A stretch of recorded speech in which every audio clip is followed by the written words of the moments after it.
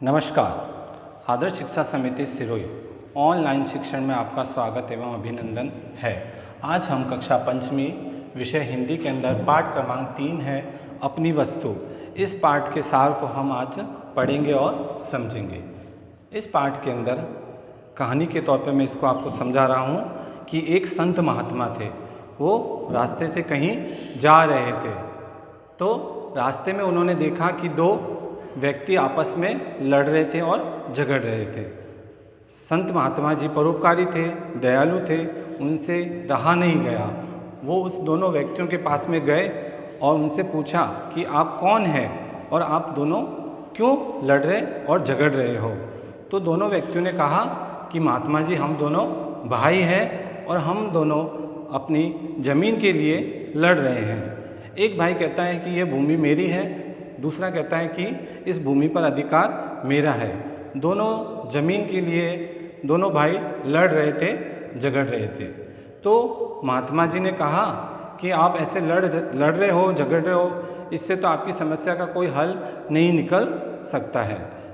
तो आप जिस भूमि के लिए लड़ रहे हो, झगड़ रहे हो, उस भूमि से ही पूछ लिया जाए कि इस भूमि का मालिक कौन है। तो दोनों भाई कहते हैं कि महात्मा जी क्या भूमि भी कभी बोलती है क्या। तो महात्मा जी ने कहा कि हाँ, भूमि तो बोलती है लेकिन वो आपको सुनाई नहीं देगी, वो केवल मुझे ही सुनाई देगी।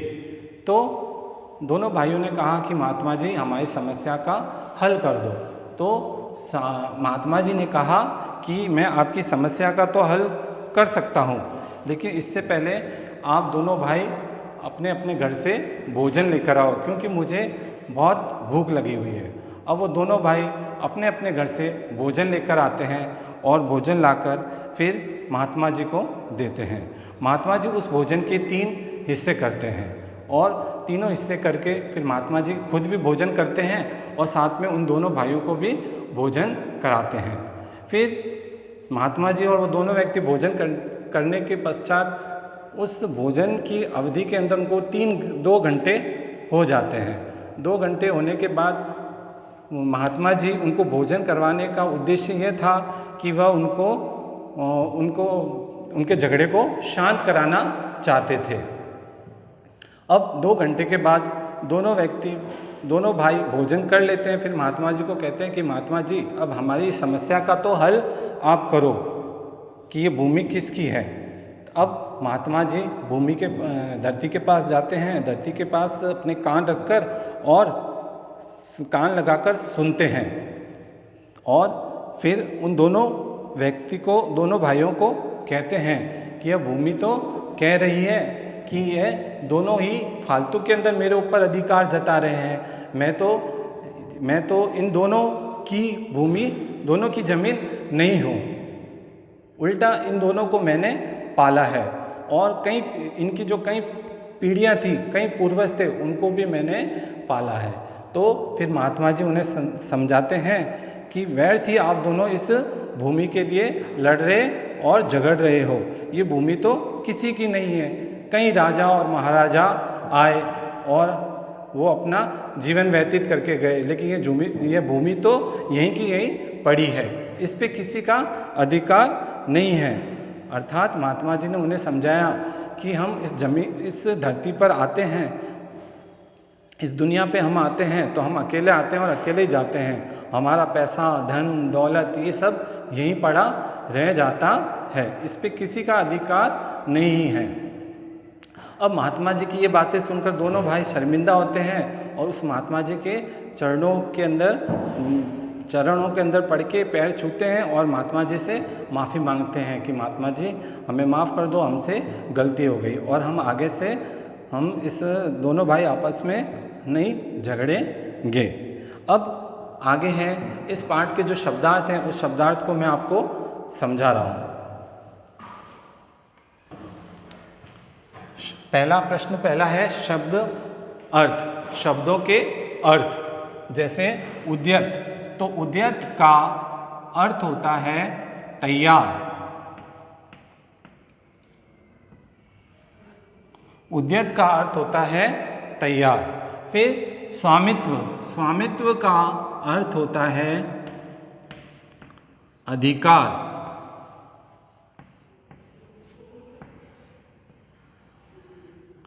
संपत्ति, संपत्ति का अर्थ होता है धन, दौलत।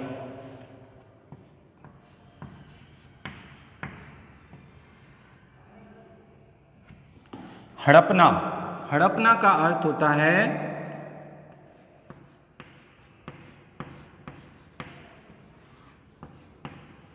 गायब कर जाना या अनुचित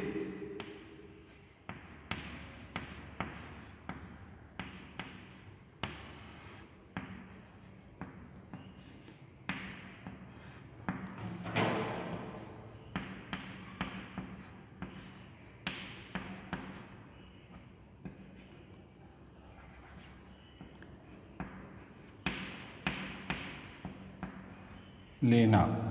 हड़पना का अर्थ होता है गायब कर जाना या अनुचित ढंग से ले लेना। आगे है मूल्यवान। मूल्यवान का अर्थ होता है कीमती।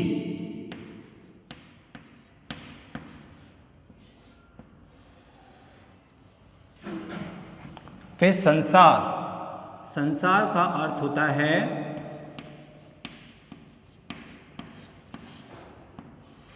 दुनिया।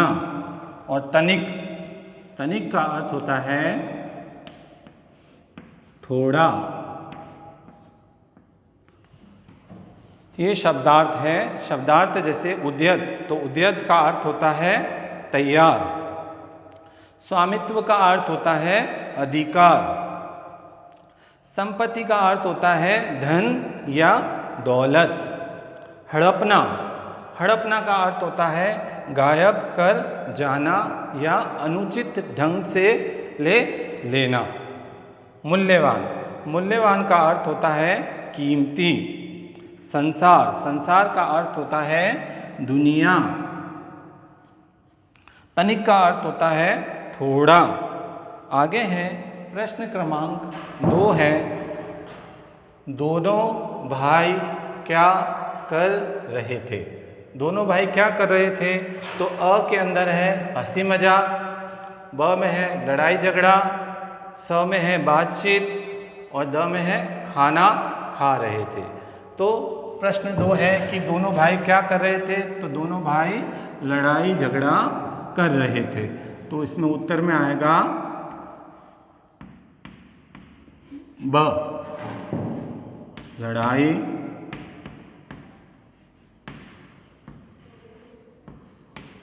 झगड़ा।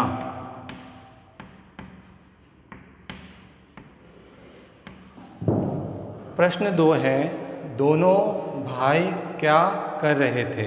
तो दोनों भाई क्या कर रहे थे? अ में है हंसी मजाक, ब में है लड़ाई झगड़ा, स में है बातचीत, द में है खाना खा रहे थे। तो उत्तर होगा ब, लड़ाई झगड़ा। आगे है प्रश्न क्रमांक 3 है, महात्मा जी के लिए दोनों भाई क्या लाए थे।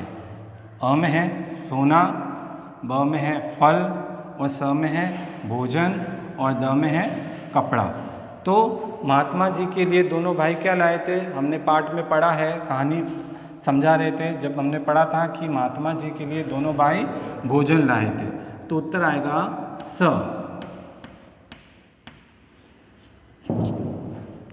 महात्मा जी के लिए दोनों भाई लाए थे, उत्तर है स, भोजन। अब है गृह कार्य। गृह कार्य में प्रश्न 1 है, लड़ाई झगड़ा कौन कर रहे थे। तो लड़ाई झगड़ा कौन कर रहे थे? दोनों भाई। लड़ाई झगड़ा कौन कर रहे थे? दोनों भाई। प्रश्न दूसरा है कि दोनों भाई किसके लिए झगड़ा कर रहे थे। तो दोनों भाई जमीन के स्वामित्व के लिए लड़ाई झगड़ा कर रहे थे। प्रश्न तीसरा है, दोनों भाइयों को किसने समझाया था। तो दोनों भाइयों को महात्मा जी ने समझाया था। अब एक बार शब्दार्थ है, उस शब्दार्थ को मैं वापस आपको समझा रहा हूँ। उद्यत, उद्यत का अर्थ होता है तैयार, स्वामित्व का अर्थ होता है अधिकार, संपत्ति का अर्थ होता है धन या दौलत, हड़पना का अर्थ होता है गायब कर जाना या अनुचित ढंग से ले लेना।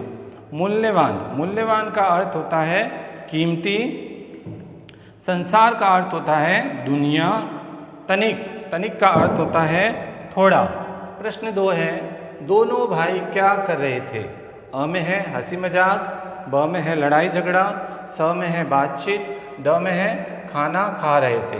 तो उत्तर ब है लड़ाई झगड़ा। प्रश्न 3 है, महात्मा जी के लिए दोनों भाई क्या क्या लाए थे? अ में है सोना, ब में है फल, स में है भोजन, द में है कपड़ा। तो उत्तर आएगा स भोजन। आपको पीडीएफ के द्वारा ये जो 3 प्रश्न दिए गए हैं, इनका आपको गृह कार्य के अंदर उत्तर लिखने हैं। ठीक है, धन्यवाद।